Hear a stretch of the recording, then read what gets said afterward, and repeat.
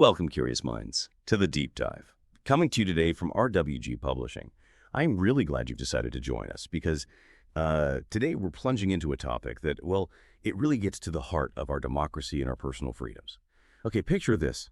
You're just walking down a public street, maybe heading to the store, and you see a public official, maybe a police officer, maybe someone else, doing something. Well, questionable. So you pull out your phone to record, and bam, suddenly you're being confronted. Do you actually have the right to film that? What happens next? This isn't just some thought experiment. It's actually the daily reality for people called First Amendment auditors. And it's the really gripping subject of Bill Vincent's book, Protecting Our Rights, the Role of First Amendment Auditors. Exactly. And our mission here today in this deep dive is to pull out the most important nuggets of knowledge, the key insights from Vincent's work.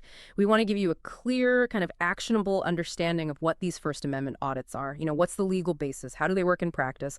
And what's their real impact on creating a more transparent, more accountable society? Vincent's core insight, I think, is that these audits aren't just about recording things. He sees them more as a form of, constitutional stress testing.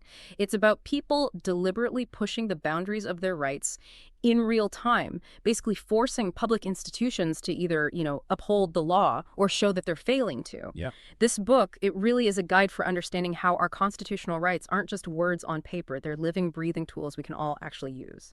Okay. Constitutional stress testing. I like that. So let's unpack that a bit. What exactly are First Amendment audits, like at their very core? What's the main goal? Well, what's fascinating here is how simple yet powerful the basic idea is.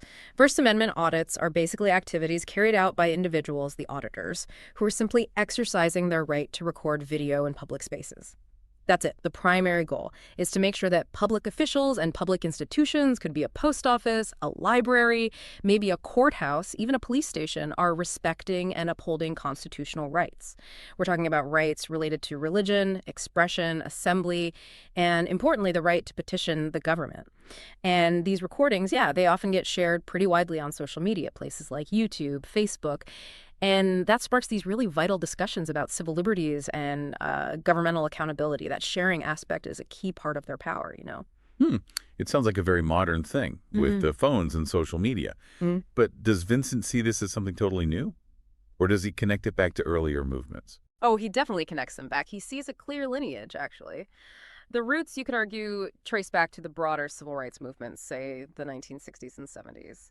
Back then, documentation, think about photos, cameras capturing injustice. That was a absolutely key tool for bringing issues to light, for forcing change. But this specific practice, recording public officials specifically to test if they know and respect constitutional rights, that really started picking up steam in the early 2000s. And that was largely driven by, digital recording technology becoming cheap and easy, and the rise of social media for getting the word out instantly. Vincent's book specifically mentions Philip Turner, who goes by the Batusai online. He's seen as an early, very influential figure. Turner started doing audits around the mid-2000s, documenting his interactions, especially with law enforcement, and his videos, which often highlighted misconduct or just plain ignorance of the law, they quickly inspired a whole lot of other people to start doing the same thing. Okay, so technology definitely gave it a boost. But what's the fundamental reason Vincent says these audits matter so much? It sounds like it comes down to those big democratic principles, transparency and accountability. Is that right? Absolutely spot on. Vincent makes a really strong case that transparency and accountability aren't just nice ideas. They're tangible results that auditors actively force into existence. He argues that just knowing your rights exist isn't enough. They have to be actively exercised to build that public trust that's so essential for a healthy democracy. Think about it. When public institutions operate transparently, we, the citizens, can see how decisions are made, how our money's being spent, how officials are behaving. These audits, then, they act as this crucial check on government power. They help ensure officials are acting legal, respecting rights. The recordings themselves can become evidence if there's misconduct. But maybe just as importantly, they act as a deterrent. Knowing you might be recorded can foster a culture of accountability, encourage better behavior.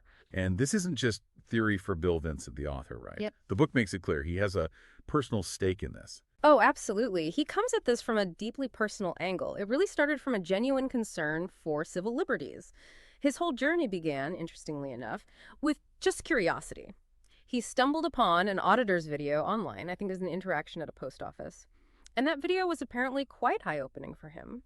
It showed the auditor calmly explaining his rights while officials had, let's say, varied reactions. So, inspired, Vincent decided to try it himself. His first audit was actually at his local library, a place he knew well. He described it as both, exhilarating and pretty nerve-wracking. Staff reactions were mixed, some curious, some suspicious. But he found that by calmly explaining his purpose, he could complete the audit without major problems. He then went on to do more, including one at a police station where he did face a confrontation. An officer demanded he stop recording. These experiences, especially the tough ones, really shaped his perspective.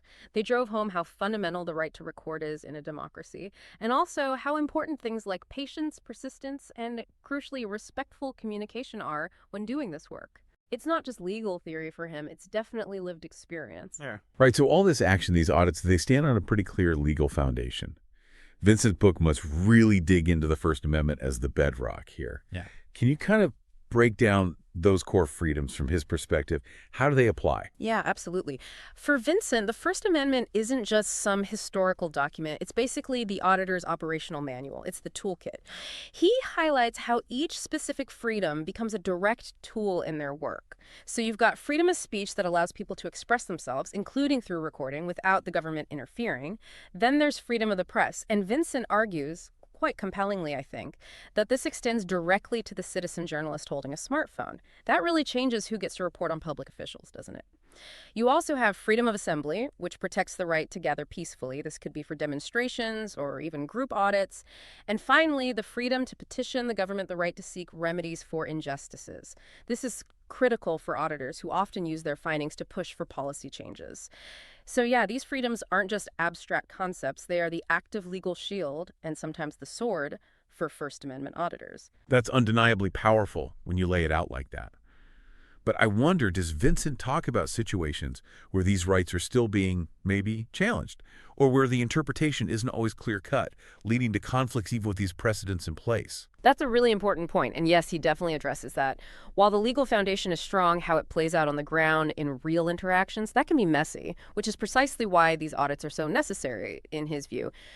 Thankfully, the courts have given us some pretty strong guidance over the years. You've got New York Times Company v. United States from '71, the famous Pentagon Papers case. That really reinforced a free press and the public's right to information, setting a super high bar for government censorship or prior restraint. Then there's Brandenburg v. Ohio from 1969. That established the imminent lawless action test, protecting even really controversial speech unless it's directly inciting immediate illegal acts. But even more specific to recording, you have Glick v. Cuniff in 2011. That was a First Circuit Court of Appeals. And they explicitly ruled that the First Amendment protects the right to record public officials in public spaces. Very clear. And then in 2017, Turner v. Driver from the Fifth Circuit reinforced the right to record police officers, specifically from a public sidewalk. So Vincent really underscores how these precedents clarify things powerfully. Documenting interactions with public officials in public areas is a protected form of speech. It empowers all of us as citizens to monitor our government and make sure they're sticking to the Constitution, even when, those principles get challenged in the moment. Okay, so who are these individuals actually doing this work? You said they come from all walks of life, but they seem united by a pretty clear mission. That's exactly right. They are everyday people, diverse backgrounds, different jobs, different perspectives, but they are united by that common goal: promoting transparency and holding officials accountable. Vincent's book breaks down their goals pretty clearly. They aim to, 1, ensure public institutions operate transparently. 2, hold officials accountable for their actions. 3, educate the public, both officials and citizens, about constitutional rights. And 4, advocate for broader systemic changes. Things like addressing patterns of police misconduct or exposing potential government corruption. They really see themselves as active participants in keeping our civic environment healthy. The book also profiles some specific auditors who've become quite well known, right? Showing there isn't just one way to do this. Yes, it does. Beyond Philip Turner, the Batusai, who we mentioned as that influential pioneer, Vincent highlights others too, like Jeff Gray, who goes by Honor Your Oath. Gray is known for his really calm demeanor and his deep knowledge of the law. He often focuses on interactions with law enforcement, but with a very educational approach, explaining things as he goes. Then you have someone like James Freeman, who takes maybe a more assertive, direct stance. He's known for really challenging authority directly when he believes rights are clearly being violated. These different figures show the variety of strategies within the movement, different styles, but all ultimately pushing towards those same core goals of transparency and accountability. And where are these audits typically happening? Vincent suggests it's not just random, right? That the location itself often reveals something. Exactly. He argues that where the audit happens reveals this kind of fascinating gradient of public accountability, or maybe lack thereof. For instance, you might think a federal post office would be straightforward, but he notes they can sometimes show surprising resistance, maybe due to local management misunderstanding federal rules. Police stations, on the other hand, are often the real crucible, the place where recording rights get most intensely tested, but also potentially affirmed. Then you have more sensitive places like health departments. There, the ethical tightrope of protecting individual privacy becomes the auditor's biggest challenge. They have to be incredibly careful not to capture private health information. He really unpacks how each type of public building, whether it's the DMV, a library, or a courthouse, presents its own unique set of challenges and opportunities for testing and confirming First Amendment rights. It really highlights how inconsistent the understanding and respect for these rights can be across different public institutions. As we're digging into all these crucial details, it really hammers home how much insight Vincent's book offers into understanding these rights fully. If you're finding this deep dive valuable and want the complete picture, you'll definitely want to check out Protecting Our Rights, The Role of First Amendment Auditors. You can find it easily using the link in our show notes. Right to Amazon. Okay, so we've covered the what and the why. Let's get into the how a bit more, especially navigating that tricky area between exercising rights and respecting privacy. We know the legal framework is strong, right? We talked about Glick v. Cuniff and Turner v. Driver. Those cases clearly protect recording public officials in public. That's right. Those cases are absolutely crucial precedents. They reinforce that federal and state laws provide a really robust framework, especially for recording public officials while they're performing their duties out in public. But yeah, let's unpack that delicate balance. Transparency versus individual privacy. It can feel like walking a tightrope. How does Vincent advise auditors to handle that? It absolutely is a tightrope walk, and he acknowledges that. The key legal concept here is the reasonable expectation of privacy. Now, that expectation is generally very high in, say, your home, but it's considerably lower in truly public spaces, like a sidewalk or a park. However, even within public buildings, some areas still carry a higher expectation of privacy. Think restrooms, maybe private offices, or areas where sensitive personal information is being handled, like at that health department counter. So Vincent's book details strategies for auditors to navigate this carefully. Things like maintaining awareness of your surroundings, clearly communicating your purpose if asked, being selective about what you record, focusing on the interactions with officials, not trying to capture random private citizens, and just generally making ethical decisions in the moment. He gives examples like maybe blurring faces or editing out sensitive health information if it's accidentally captured during an audit, or in a library, focusing just on a public meeting, not zooming in on what individuals are reading. It's about being effective in upholding rights, but also being respectful of others. So definitely not a free-for-all. It's about a thoughtful approach. And Vincent stresses, doesn't he, that maybe the most important practical tip isn't just knowing the law, but really mastering your own demeanor. Can you expand on his practical advice? Oh, absolutely. Vincent really champions this idea. He argues that maintaining a calm, respectful demeanor isn't just, the nice thing to do. It's actually a strategic tool. It often disarms potential confrontation and kind of forces officials to respond more professionally themselves rather than escalating things. But beyond demeanor, he lays out a pretty clear roadmap for auditors. First step, preparation and research. You have to know the relevant laws, federal, state, local. Research the specific location layout, any posted policies. Plan your approach. Get your gear ready, camera charged, extra battery, enough storage. Second, conducting the audit. Introduce yourself if appropriate. Explain your purpose calmly and respectfully. Stick to publicly accessible areas and make sure you're documenting interactions clearly. Good audio and video are key. Third, dealing with law enforcement, which often happens. Know your rights. Stay composed, even if they're not. Comply with lawful orders, like maybe moving to a slightly different public spot if you're genuinely obstructing something. But understand you don't have to comply with unlawful orders, like in order to simply stop recording in a public space where you're allowed to be. And always, always document that interaction itself. Finally, documenting and sharing. Review your footage. Edit it responsibly. Maybe blur bystanders. Remove sensitive info. Provide context for viewers. Explain the purpose, the location, the relevant laws. Highlight key moments. Choose your platform, YouTube, Facebook, etc. And engage professionally with comments. Maybe use it as an educational opportunity. It's really clear that when these audits are done right, following that kind of advice, they can lead to some real, tangible, positive changes. What are some of the success stories from the book that really illustrate that impact? Yeah, there are some really compelling examples in the book where audits directly led to significant improvements. One case involved an audit at a police station. The video showed officers giving out incorrect information about recording rights. That video got a lot of attention online, and it actually prompted the department to implement new specific training programs on First Amendment rights for all their officers. That's a concrete change. Another example is at a DMV. An audit revealed staff were largely unaware of the public's right to record in public areas. That led to a comprehensive review of their policies and new training for the staff there. And in a library, an audit actually prompted them to update their official policies to explicitly allow the recording of public meetings held there, which fosters greater transparency and public engagement. So if we connect this to the bigger picture, like Vincent does, these audits contribute to building that culture of accountability, not just by deterring bad behavior, but by actively encouraging proactive steps, things like adopting body-worn cameras or creating clearer policies for public interaction. Looking ahead then, how is this landscape evolving? What are some of the future trends or emerging issues that Vincent points to in the book that we should maybe keep an eye on? Yeah, the landscape is definitely dynamic, and Vincent does look ahead. Technology is a big one, obviously. We're seeing the continued proliferation of smartphones. Everyone has a camera. Body-worn cameras are becoming more common for law enforcement themselves, which adds another layer.